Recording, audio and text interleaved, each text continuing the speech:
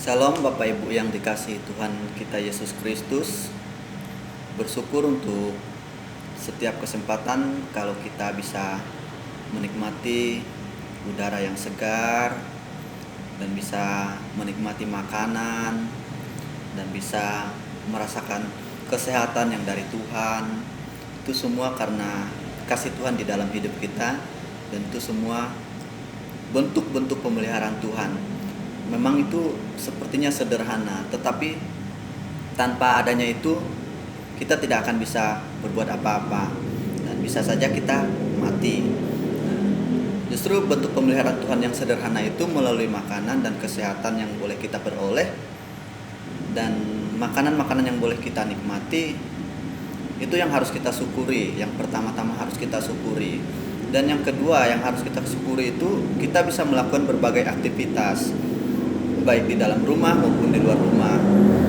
Nah, itulah berkat Tuhan yang harus selalu kita ingat di dalam hidup kita, dan jangan pernah kita lupakan sedikit pun. Walaupun itu sepertinya sederhana, tetapi itu berkat utama dari Tuhan, yaitu kesehatan. Nah, banyak orang di luar sana sakit dan ketakutan juga, tambah lagi ada wabah virus corona ini makin membuat manusia pada umumnya takut. Tapi Tuhan selalu mengingatkan kita sebagai orang yang sudah percaya untuk tidak boleh takut. Tapi kita juga perlu berhikmat untuk mengerti dan memahami rencana Tuhan dalam setiap peristiwa yang sedang terjadi saat ini, terutama wabah virus corona yang terjadi melanda dunia saat ini, dan bukan saja di Indonesia tetapi dunia. Kita harus melihat apa rencana Tuhan di dalam kejadian ini gitu. Jadi kita jangan fokus kepada coronanya, tetapi kita harus fokus kepada apa rencana Tuhan selanjutnya untuk kejadian ini gitu. Untuk itu kita perlu banyak berdoa, menyerahkan diri kepada Tuhan, dan membaca Alkitab dan melihat kejadian dan nubuat-nubuat yang telah Tuhan sampaikan. Untuk itu kita tidak perlu takut ketika kita sudah mengetahui nubuat-nubuat itu, dan apapun yang akan terjadi itu kita tidak perlu takut. Hanya kita perlu tetap mengandalkan Tuhan dan percaya penuh kepadanya bahwa kita akan ditolong oleh Tuhan. Karena Tuhanlah, Yesuslah yang akan menyelamatkan hidup kita. Yesuslah yang akan menjadi pusat pengharapan di dalam hidup kita. Kali ini kita mau belajar saya mau menyampaikan dari kitab Roma, pasal yang kelima ayat 1 sampai yang ke-11. Di situ kita dianjurkan bahwa diperingatkan bahwa di dalam kesengsaraan itu kita harus bermegah. Di dalam kesengsaraan itu kita harus tahu tujuannya apa. Tidak semua orang bisa bermegah di dalam kesengsaraan, tetapi bagi orang percaya itu suatu hal yang cukup menguatkan imannya gitu. Jadi ketika kita melihat di dalam kitab Roma ini, mungkin Bapak Ibu bisa membacanya secara pribadi di rumah, di Alkitab Bapak Ibu Saudara, dan bisa juga melalui handphone, bisa dibaca sendiri. Dan kalau di situ apa yang dikatakan firman Tuhan kepada kita, dan sebab itu kita yang dibenarkan karena iman, kita hidup di dalam damai sejahtera dengan Allah oleh karena Tuhan kita. Jadi oleh karena Tuhan kita Yesus Kristus, bukan oleh karena Tuhan yang lain saudara-saudara, tetapi karena Tuhan kita Yesus Kristus. Itulah di dalam Yesus Kristuslah ada kedamaian yang sesungguhnya. Di luar itu tidak ada, saudara. Jadi jangan cari kedamaian di luar karena tidak ada kedamaian di luar Yesus Kristus. Alkitab sendiri mengatakannya, Yesus sendiri mengatakan hal itu. Jadi kita harus percaya penuh kepada Tuhan kita, dan oleh Dia kita juga beroleh jalan masuk oleh iman kepada kasih karunia. Kasih karunia adalah pemberian Allah. Seperti tadi, kita bisa bernapas, kita bisa hidup, kita bisa menikmati udara yang segar, kita bisa menikmati makanan. Itu semua karena kasih karunia Allah di dalam hidup kita. Di dalam kasih karunia ini kita berdiri dan kita bermegah dalam pengharapan akan menerima kemuliaan Allah. Jadi jelas pengharapan kita itu akan menerima kemuliaan Allah. bukan pengharapan yang semata-mata pengharapan yang tidak ada artinya, saudara-saudara.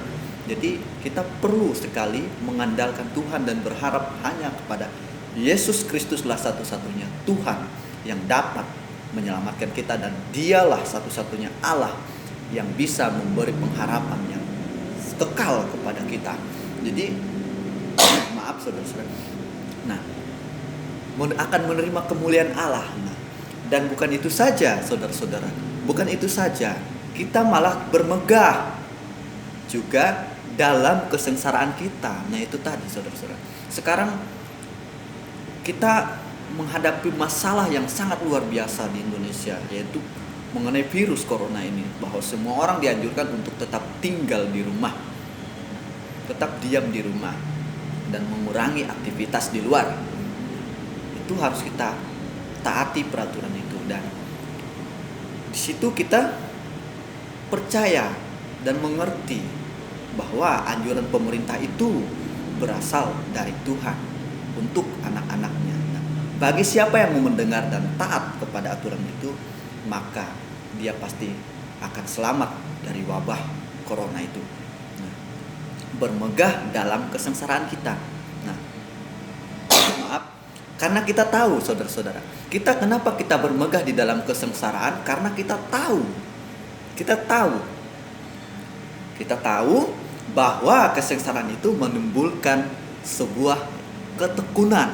Nah, ketika kita tekun, otomatis kita pasti siap berjuang dan tahu alasan kenapa kita mau berjuang, dan tahu alasan ketekunan itu apa, saudara-saudara. Kita mengetahui semua itu, jadi kita tidak sembarangan bermegah di dalam kesengsaraan, dan kita tidak sembarangan bermegah dalam hal itu, karena kita tahu itu akan menimbulkan ketekunan. Dan ketika ketekunan itu kita hidupi, kita tekun terus berjuang, bertekad untuk mencapai suatu pengharapan itu tadi, untuk menerima kemuliaan Allah itu tadi.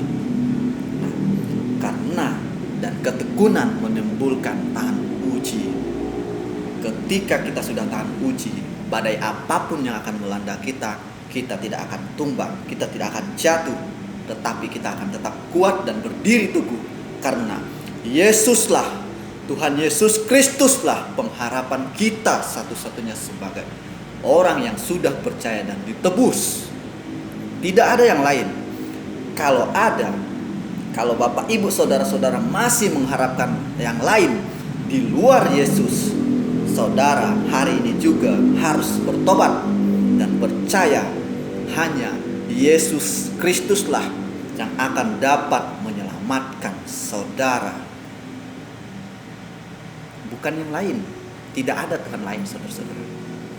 Jadi ketika kita tahan uji, kita bertekun dan tahan uji, ketahanan uji itu dapat membuat kita kuat, mampu menghadapi dalam berbagai tantangan yang terjadi, apapun itu.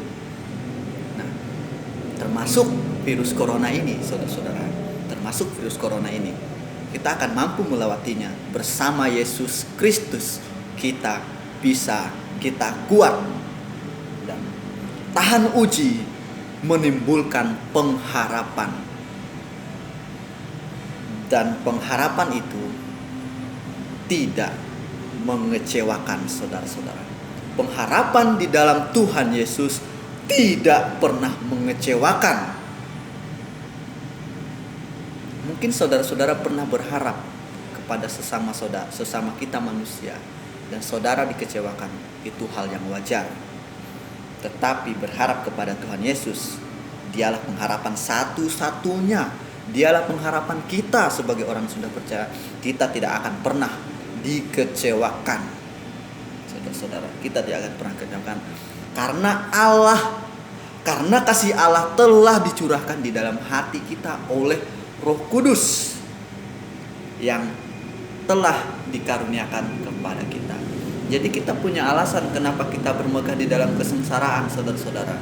Kita punya tujuan gitu. Jadi di dalam hati kita itu selalu ada kedamaian. Karena siapa tadi? Karena ada Yesus Kristus, ada Roh Kudus. Nah, karena kita telah diperdamaikan, itulah yang membuat kita selalu damai. Biarlah renungan malam hari ini dapat mengingatkan kita bahwa hanya Yesus pengharapan satu-satunya, di luar itu tidak ada. Dan kalaupun saudara saat ini ada mengharapkan hal yang lain di luar Yesus, maka segera bertobatlah, panggil Dia, undang Yesus sebagai juru selamat saudara, dan saat itu juga saudara akan diselamatkan. Tuhan Yesus memberkati.